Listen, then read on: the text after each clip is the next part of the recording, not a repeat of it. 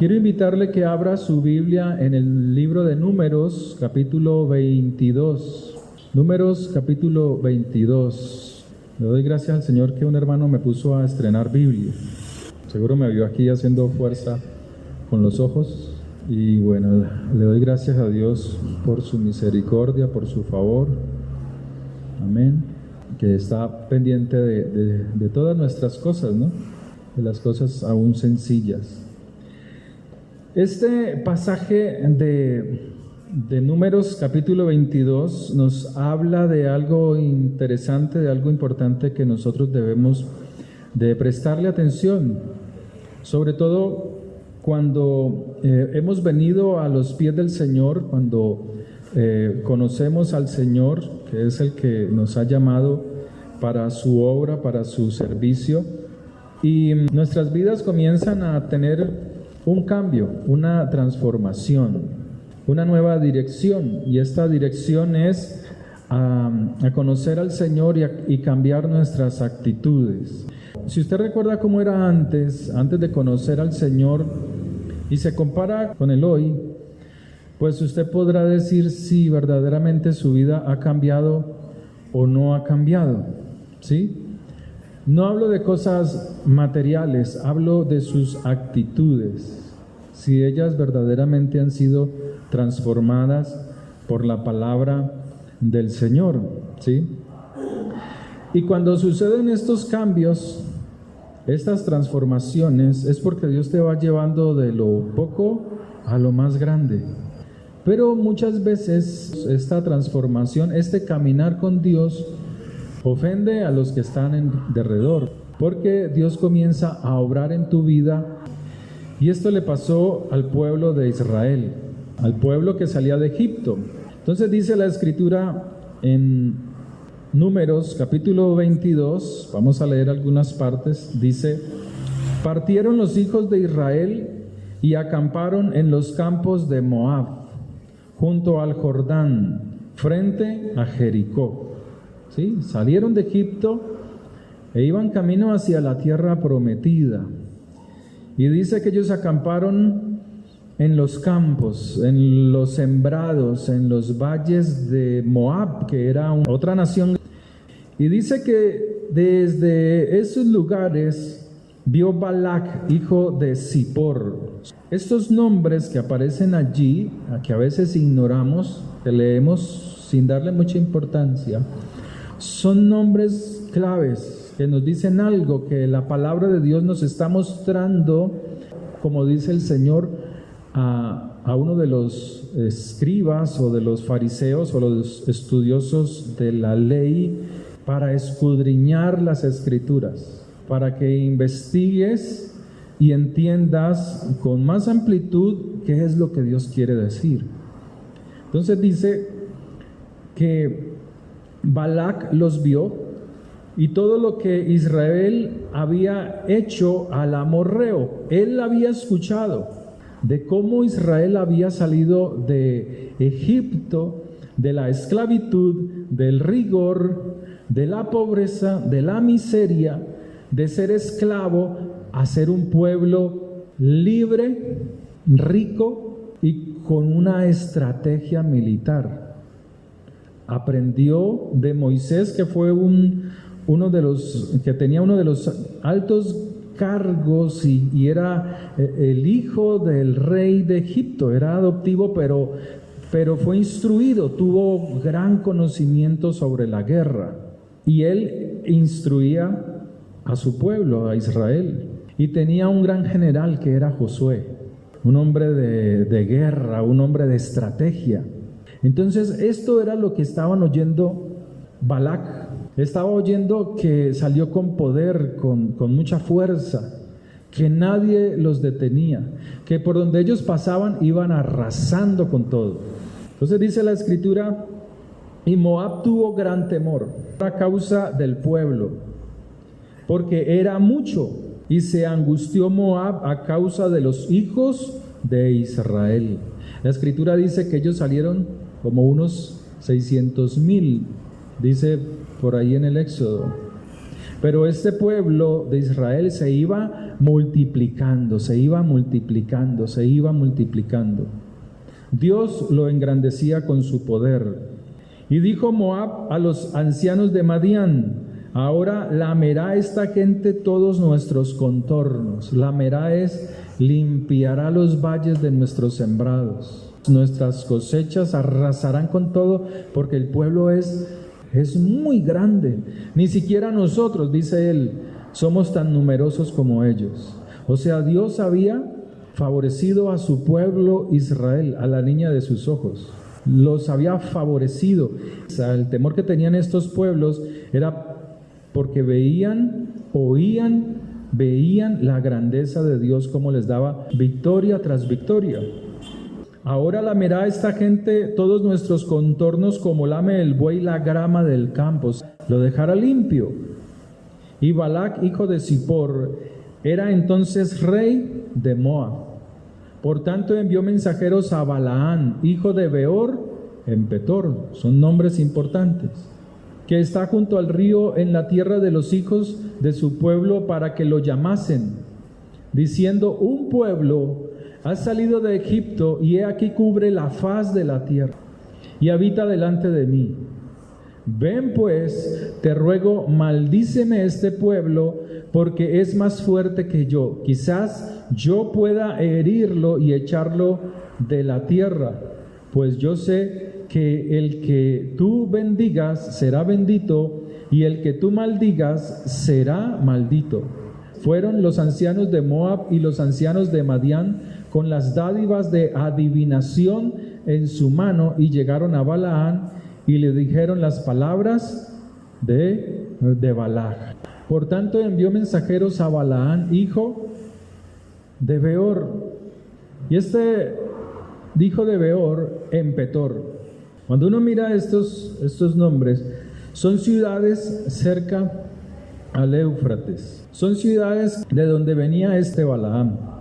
Pero dicen otros libros de los judíos que este Balaam servía al rey de Egipto cuando el pueblo de Israel era esclavo en Egipto. Balaam vio las grandezas y el poder de Dios, cómo Dios usó a ellos, a Israel, para Dios mostrar a través de Israel las poderosas obras. Pero también nos muestra cómo Balaam servía también al Dios de Israel. Y aquí dice la Escritura que lo que Balaam decía para bendecir se cumplía, y lo que decía para maldecir se cumplía. Pero Balaam tenía algo en su vida. Había una ofensa que no había sido sanada. Posiblemente él, como muchos otros magos de Egipto, se beneficiaban del rey de Egipto. Pero cuando el pueblo de Israel sale de Egipto, Dios los colma de riquezas, de abundancias, y Egipto queda en quiebra. Éxodo 3:22. Y yo daré a este pueblo gracia en los ojos de los egipcios, para que cuando salgáis no vayáis con las manos vacías, sino que pedirá cada mujer a su vecina y a su huéspeda alhajas de plata, alhajas de oro y vestidos, los cuales pondréis sobre vuestros hijos y vuestras hijas, y despojaré a Egipto. Esas eran las palabras de Dios antes de que Israel saliera de Egipto. Dios le estaba diciendo a Moisés de qué manera les iba a liberar, cómo sería la liberación que Dios haría con ellos. Una liberación poderosa. No solamente salir de la esclavitud, sino que los iba a sacar con muchas riquezas. Y en el desierto recibirían la instrucción de Dios, la palabra, las ordenanzas, los mandamientos, para que la bendición de Dios permanezca en ellos, en su pueblo. ¿Cuántas veces Dios no ha sacado a personas del mundo y las ha introducido en su reino a través de la sangre del Mesías? Pero siguen siendo los mismos esclavos como cuando estaban en el mundo. Su mente no ha sido transformada. Siguen pensando en los pecados que cometían antes Y por el contrario, en vez de sentir libertad y ser agradecidos con Dios para caminar en libertad, desean volver a los viejos caminos, al viejo hombre, volver al pasado. En su mente están en el pasado. Y por esa causa no pueden avanzar, no pueden caminar con Dios porque no quieren o no pueden, por su corazón duro, recibir la instrucción de Dios. Aquí dice la Escritura, dice la palabra que este pueblo salió con toda riqueza, salió con toda abundancia. También lo dice en Éxodo 12, verso 35. Dice la Escritura: e hicieron los hijos de Israel conforme al mandamiento de Moisés, pidiendo de los egipcios alhajas de plata y de oro y vestidos. Y el Señor dio gracia al pueblo delante de los egipcios, y les dieron cuanto pedían. Así despojaron a los egipcios, cuanto pedían. Y no tienen más. Y no tiene otra cosita por allí, una cadena de esas gruesas de oro, o unas pulseritas de esas que ustedes usan, como de 4 pulgadas de oro, que me regale. ¿No tiene algo más? O sea, ¿cuánto pedían? O de esas joyitas que se ponen aquí en los pies, de esas abrazaderitas de 8 pulgadas. ¿No tendrá otra cosita por allí que me regale? Dice, ¿cuánto pedían? ¿Cuánto pedían? Dios les dio gracia. Amén. Pero dice la Escritura, si uno analiza el pasaje, el faraón tuvo que sacar a sus siervos, a los que le servían, le ayudaban como consejeros. Entre ellos estaba Balaán. Los tuvo que despedir porque no había cómo darles, no había riquezas para sostenerlos. En Éxodo 14, verso 5: y fue dado aviso al rey de Egipto que el pueblo huía, y el corazón de Faraón, pero no solamente el de Faraón, sino el de sus siervos, sus adivinos, se volvió en enojo, se ofendió contra Israel y exclamaron: ¿cómo hemos hecho esto de haber dejado ir a Israel? ¿Con qué? Con nuestras riquezas, para que nos sirva.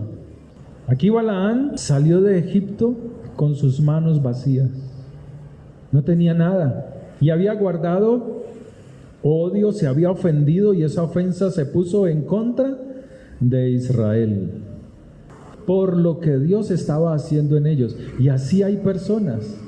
La Escritura nos está enseñando que cuando Dios llama a alguien para hacer una transformación y esa persona está dispuesta en seguir a Dios, Dios comienza a transformar la vida de esa persona, sin importar el corazón de los demás, si se ponen enojados, si se enojan, si les da envidia, porque eso surge. Y a mucha gente le da envidia de cómo personas que se consagran a Dios, cómo Dios los bendice, cómo Dios los ayuda, y produce en los demás ofensa, se ofenden. Pero a este, ¿por qué? Pero a este, ¿por qué Dios le da y a mí no me da? ¿Y por qué a él sí? ¿Y por qué a mí no? ¿Y por qué a mi hermano sí? ¿Y por qué a mí no? Y así sucede. Así sucede. Pero hay gente que se ofende cuando Dios comienza a colocar su favor en alguien, porque esa persona se convierte en un espectador de lo que Dios está haciendo en él, de lo que Dios está haciendo en ella, de cómo Dios le favorece, de cómo Dios le ayuda. Y así sucede en la vida. Cuando Dios coloca su mano sobre alguien para levantarlo, no hay nada que lo detenga.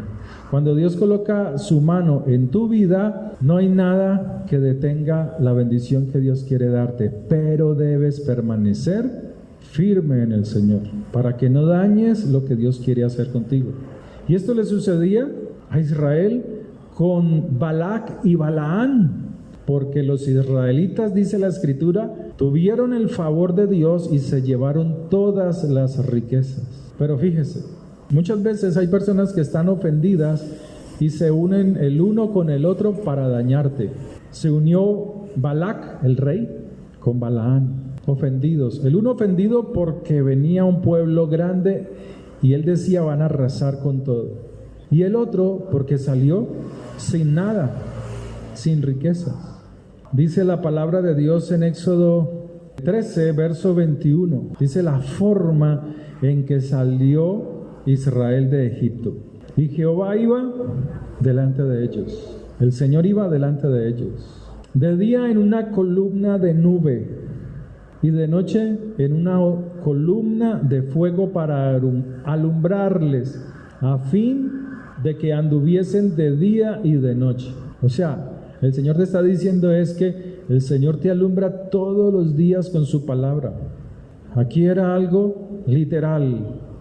Y el Señor quiere que todos los días tú camines en la palabra de día y de noche.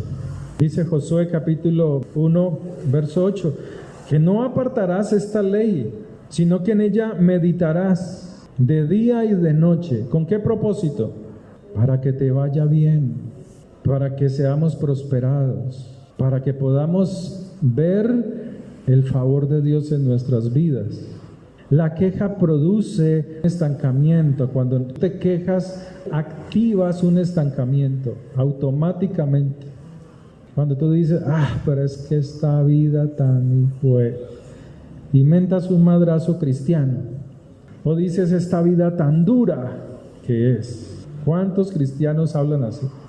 Que esto está muy difícil. Te estás quejando. Y una de las enseñanzas es cuando el pueblo de Dios está caminando por el desierto. Y dice que comenzaron a quejarse porque no había agua. Y empezaron a murmurar contra Moisés. La murmuración siempre va en contra ¿de quién? Del líder, del que dirige, del pastor, del padre de familia. Siempre hay una crítica contra él. Siempre hay una queja. ¿Y por qué no hay? ¿Y por qué no hay? Y los hijos se ponen en contra del padre, las ovejas en contra del pastor. Pero Dios es tan misericordioso que Él derrama su favor en ellos, en los que le buscan. Pero la queja produce estancamiento de la bendición de Dios. Cuando iban caminando por el desierto, dijeron, este pan tan liviano que nos está dando Moisés, este pancito, este maná, sí es no nos llena. Comemos y comemos y comemos y no nos sentimos llenos. Hay personas que son así, comen no por disfrutar la comida, sino por sentirse llenos y no disfrutan nada. Y ellos querían sentirse llenos, ni siquiera satisfechos, llenos. Y comenzaron a murmurar contra Moisés y dijeron, queremos carne, estamos muriendo en el desierto. Mejor que tú no nos hubieses sacado de tierra de esclavitud, que tú no nos hubieses traído a este desierto para morirnos de sed y de hambre. Y murmuraron contra él, contra Moisés, la cabeza, y eso corta la bendición. Y el hablar contra la cabeza, contra un padre, contra un siervo de Dios, es hablar en contra ¿de quién? De Dios mismo. Lo dice la Escritura. Le dice el Señor a Moisés, contra ti no han hablado, se han levantado en contra mía, dice el Señor. Pero la nobleza de Moisés, fíjese, él sigue orando por su pueblo. El Señor le dice a Moisés, apártate Moisés, que voy a destruir este pueblo. Y Moisés le dice, no, por favor no destruyas este pueblo rebelde. Nos enseña de la humildad de Moisés, que a pesar de ser criticado, amaba a Israel, lo amaba. Y se pone como un intercesor. Y Dios escucha la voz de Moisés. Y Moisés iba guiando al pueblo, lo iba guiando. Aquí dice la Escritura en Éxodo 13, 21 que el Señor estaba con ellos. El Señor iba delante de ellos. El 14, 7.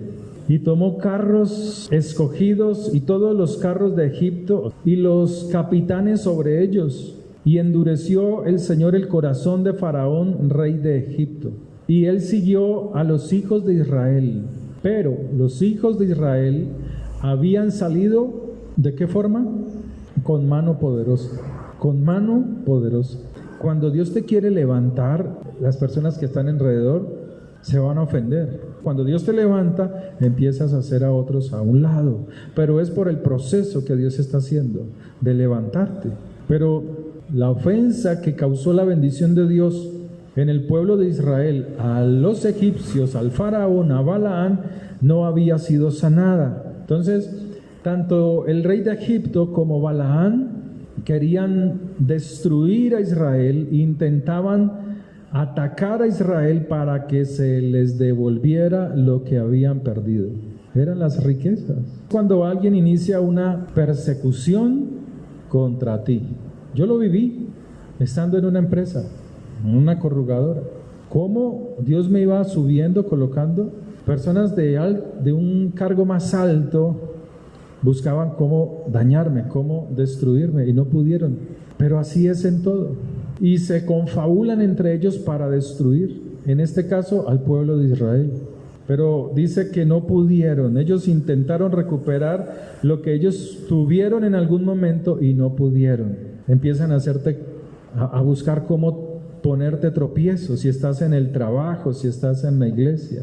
Empiezan a estorbar la obra de Dios, empiezan a ponerle peros, empiezan a ponerle estancamiento para que la obra de Dios no avance. Si estás en un trabajo, para que no sigas fluyendo, para que no sigas prosperando, para que no sigas levantándote sobre ellos. Y son ataques físicos o a veces emocionales, con palabras, para destruirse, para dañar, para destruir. Ahora, este ataque que le quieren hacer a Israel, ya lo había sufrido Israel. Y así Satanás ataca a alguien que busca al Señor. Aquí en este caso, Balac sabía que no podía enfrentar a Israel militarmente, porque él ya sabía que Israel había vencido a Egipto militarmente, cuando Egipto salió en persecución contra Israel. Balac y Balaam sabían, militarmente no los podían derrotar. Pero Satanás siempre usa una y otra estrategia para derribar, en el cual reposa el favor de Dios. Aquel que verdaderamente busca al Señor.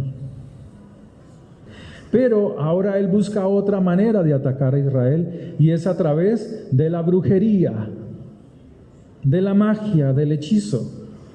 Y allí es donde los cristianos se pegan y dicen: Satanás no puede contra mí, no puede ninguna brujería ni hechicería contra mí, dicen los cristianos.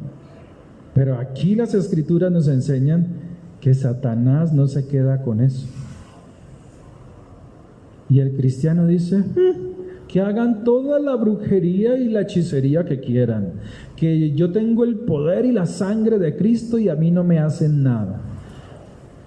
Eso es verdad. Aquí dice la Escritura que él atacó de otra manera. Balaam no podía pronunciar maldición sobre Israel. Entonces él comienza a buscar un ataque psicológico a Israel, dañarlos psicológicamente, dañar sus pensamientos, destruirlos. Y dice la Escritura que una de las formas en las que nos muestra la Escritura que se usó para dañar al pueblo de Israel es a través de la comida y de las pasiones de cada conocedor de las Escrituras. Por allí Satanás ha atacado a muchos cristianos y los sigue atacando.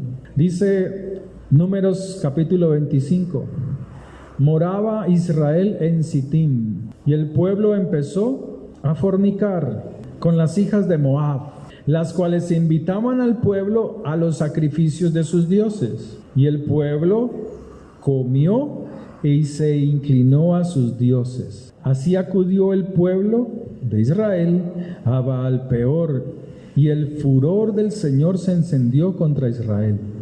El ataque fue a través de las pasiones que ellos tenían, de las emociones, de sus pasiones, y los sedujo con comida. ¿Cuántas veces a usted o a cualquiera persona que escuche este mensaje tienen sus hogares muy bonitos, sus relaciones en la iglesia son muy lindas, pero afuera de estos lugares, familia e iglesias, muchas mujeres y hombres caen a través de una comida. El mundo dice que el hombre cae por la barriga, por la comida. ¿Usted cree que es solamente el hombre? Las mujeres caen con una invitación a cenar, a comer, a un restaurante. Y allí el que las invita o los invita les dicen palabras seductoras. Y con eso las afectan psicológicamente. Eso es lo que hace Satanás. Eso es lo que hace el diablo para dañar la bendición, el favor de Dios que quiere Él colocar sobre tu vida. Capítulo 25, verso 2. Las cuales invitaban al pueblo a los sacrificios de sus dioses. ¿Qué había en los sacrificios a sus dioses? Comida y sexo. Eso había. Y el pueblo, o sea, el pueblo de Israel, comió y se inclinó a sus dioses. Prestó oído. Ay, tan lindo que me habla. Tan bello él. Así no dicen las cristianas y así no dicen los cristianos cuando sus mentes ya han sido afectadas. Ay, pero empiezan a comparar. Empiezan a hacer comparaciones y poner sus ojos afuera. Pero es la estrategia de Satanás para sacarte del propósito de Dios. Y ahí dice que alguien que se levanta en contra tuya trata de hacer esto. Alguien que se levanta en contra de tu familia, en contra de tus hijos, en contra de tu hogar, esa persona puede hacer eso, porque solamente te quiere a ti. Entonces a ella no le importa si estás casado, si estás casada, si tienes hijos, si tienes hijas.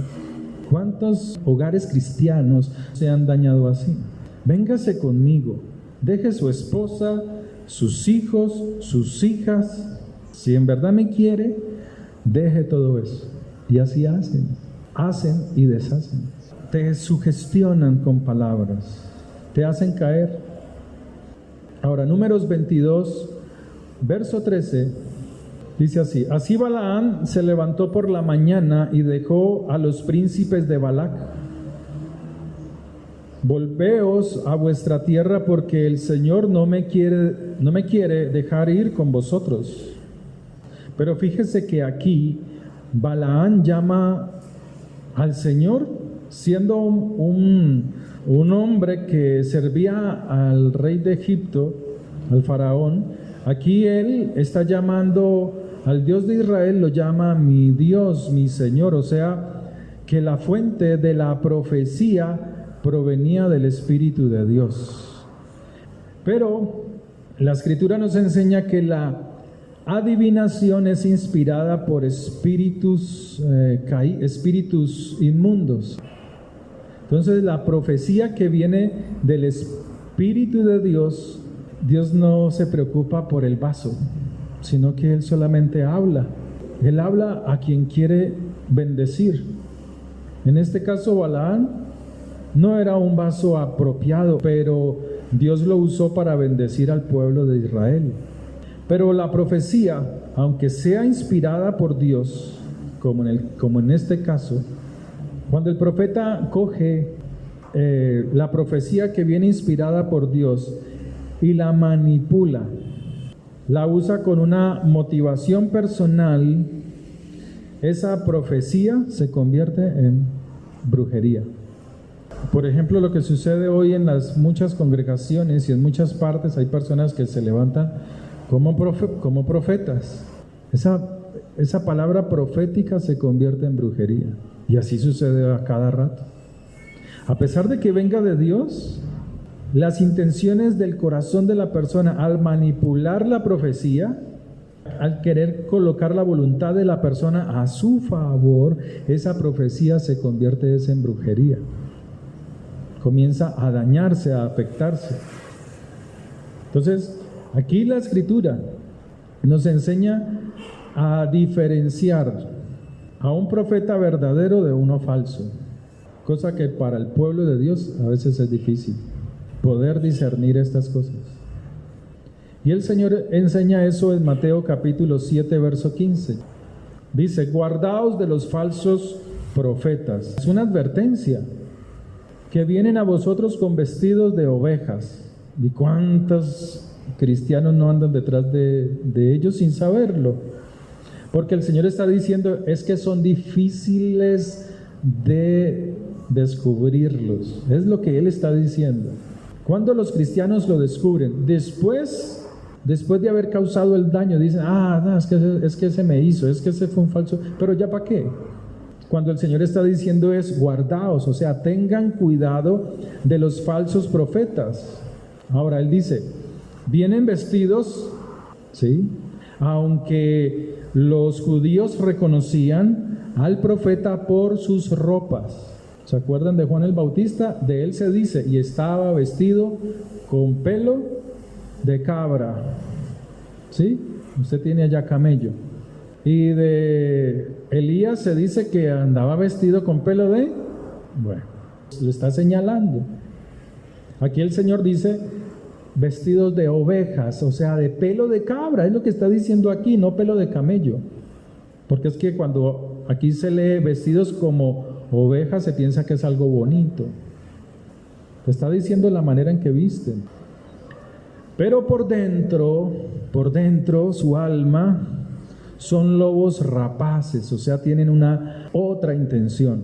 Pero aquí vestidos no son ropas externas, son apariencia espiritual.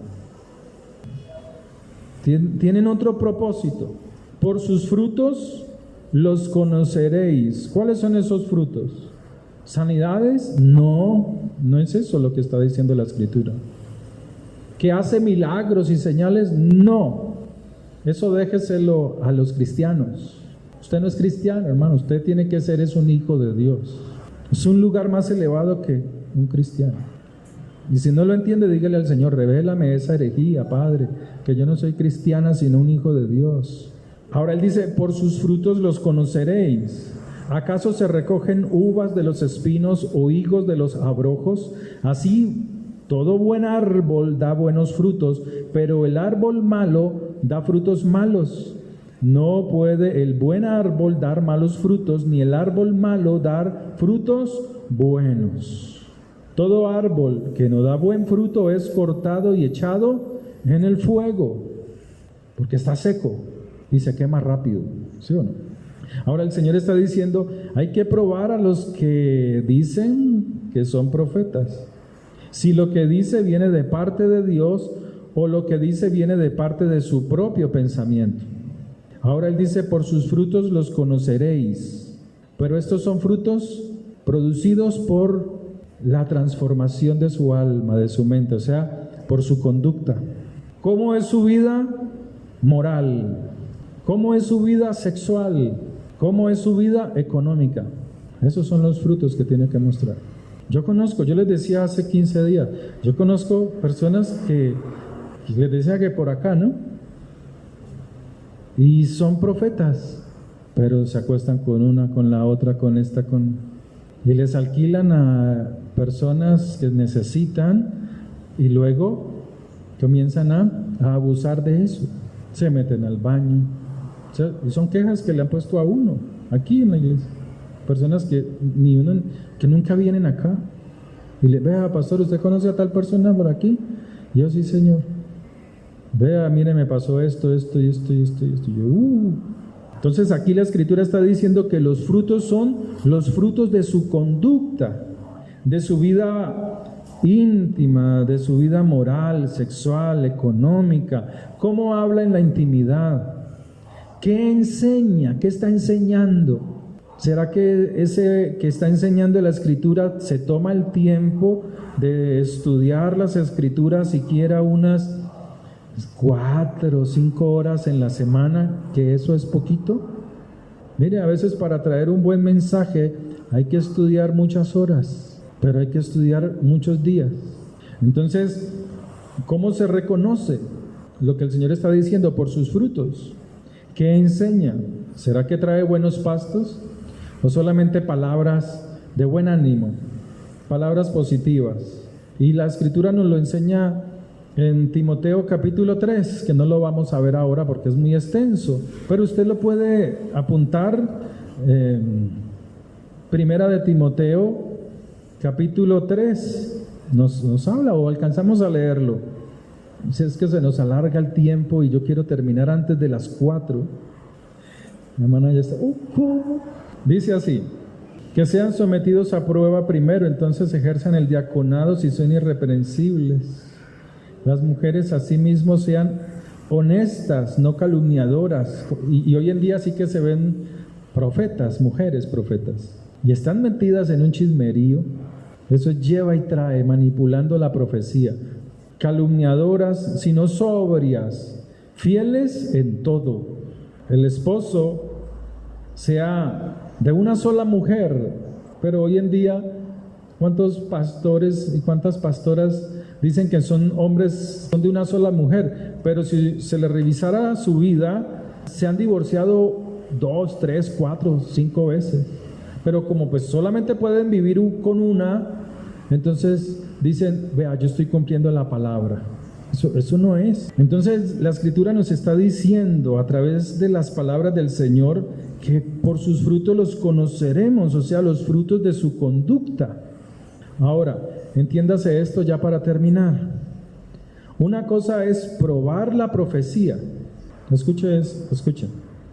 Una cosa es probar si las palabras, la profecía, viene de Dios, y otra cosa es probar al profeta. Son dos cosas distintas. No es lo mismo. Porque el profeta es probado ¿con qué? Lo dije ahora. Por los frutos de su conducta. Así se mira al profeta. Así se mira si ese es un profeta. Pero la profecía es probada por dos medidas. Ella misma lo dice. Por la palabra, o sea, la Torá, la Escritura, y el Espíritu de Dios. Cosa difícil para muchos. Ahora, ¿por qué la Escritura dice esto? Porque Balaam estaba hablando una profecía que venía de Dios, pero su vida, su conducta no era conforme a la palabra de Dios. O sea, hay personas que se te van a acercar a ti, que te pueden invitar a comer, puedes oír sus palabras y parecen la palabra de Dios, y puede que te hablen cosas bonitas del reino de Dios, pero su conducta no se ajusta a la palabra de Dios. Y es lo que el Señor está diciendo en Mateo capítulo 7.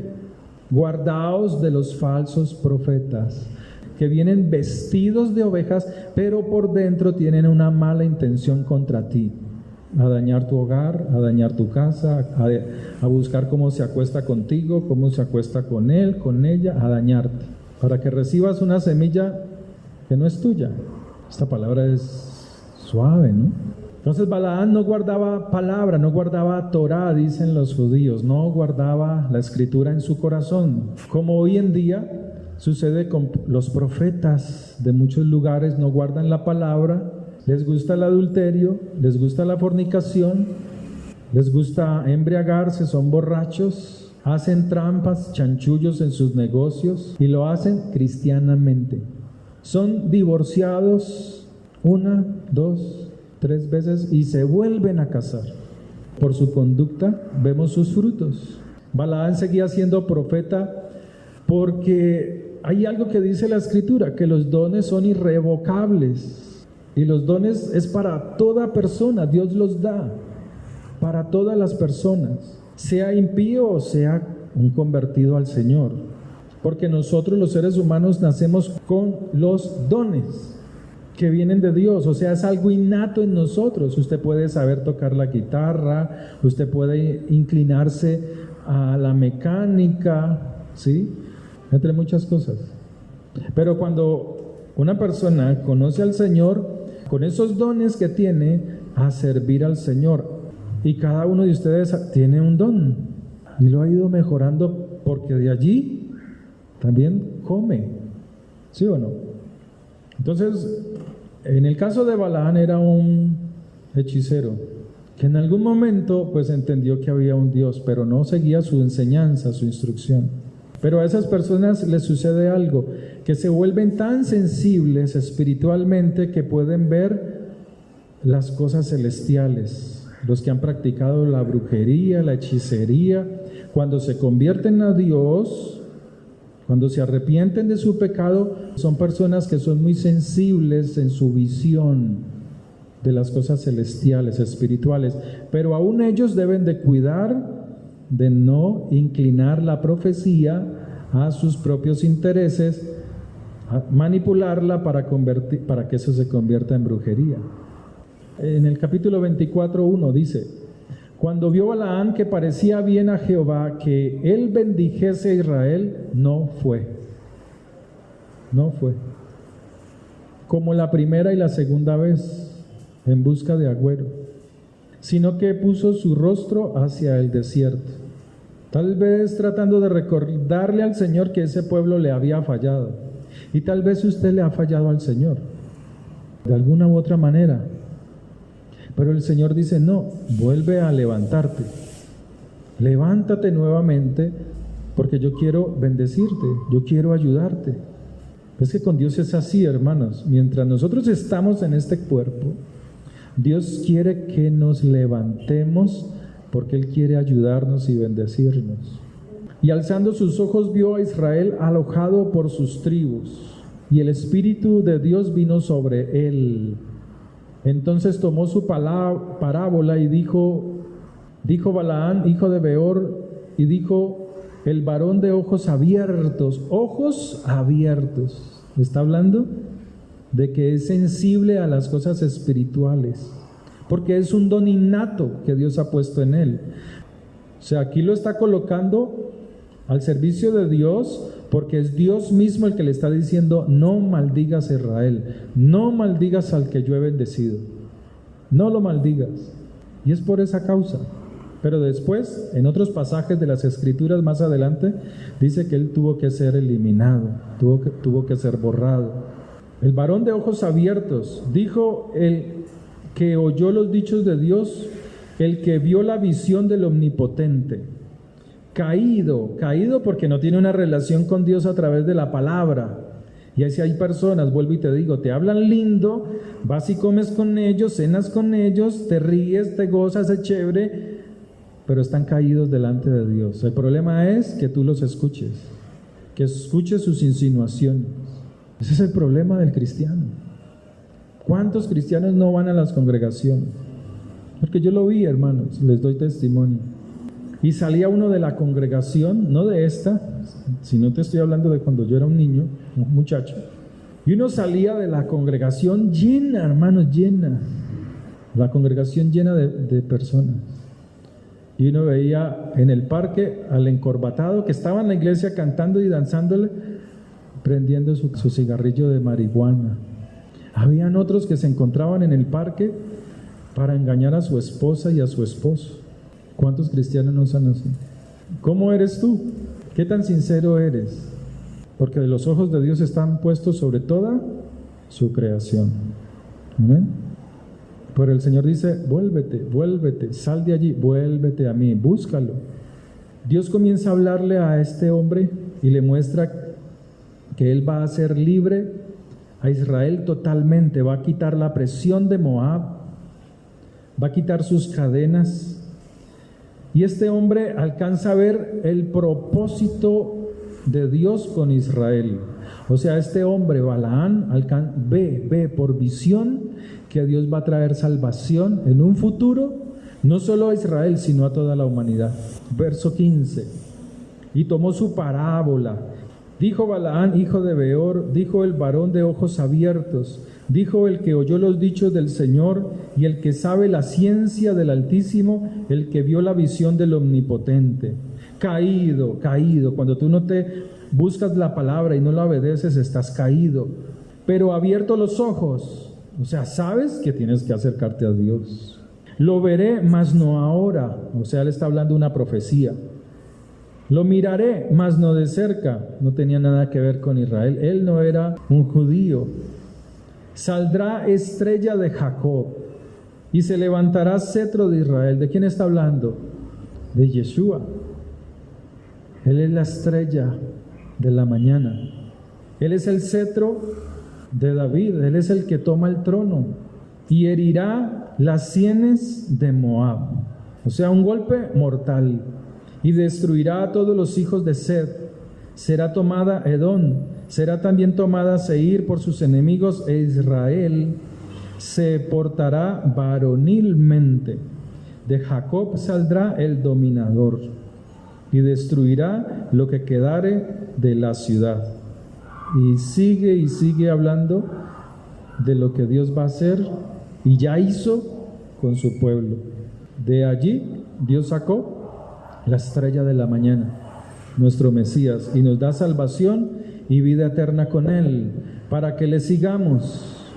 El Señor dice: venid, acercaos a mí, que no miremos nuestros errores, sino que nos levantemos, que volvamos a Él, que aunque Israel a través de Balaán quiso ser acusada, Balaán mostrarle a Dios que en el desierto le habían fallado, el Señor le dice: no, ni aún así maldigas a mi pueblo. Amén. Porque es lo que Dios quiere hacer, bendecirnos, ayudarnos, pero debemos comportarnos fielmente. Amén. Padre, te damos gracias, oremos a Dios. Padre, gracias por tu misericordia, gracias por tu palabra. Tu palabra es vida a nuestra alma, a nuestro cuerpo. Bendito eres tú que nos has introducido a través de tu palabra, del conocimiento, en la vida eterna, Señor. Gracias por tu Hijo que nos has dado para que a través de Él conociéramos la correcta interpretación de tu palabra, de las Escrituras, y no fallásemos en nuestro caminar contigo, Señor. Gracias por la vida eterna. Te pedimos que perdones toda iniquidad y todo pecado en nosotros, y ayúdanos, levántanos con tu poder, con tu gracia. Ayúdanos, oh Dios, quita de nosotros toda ruina, toda escasez. Trae sobre nosotros tu bendición, tu prosperidad, tu bendición eterna, Señor, para que podamos honrarte, Señor, aún con lo que recibimos de ti. La gloria y la honra sean a tu nombre, Señor.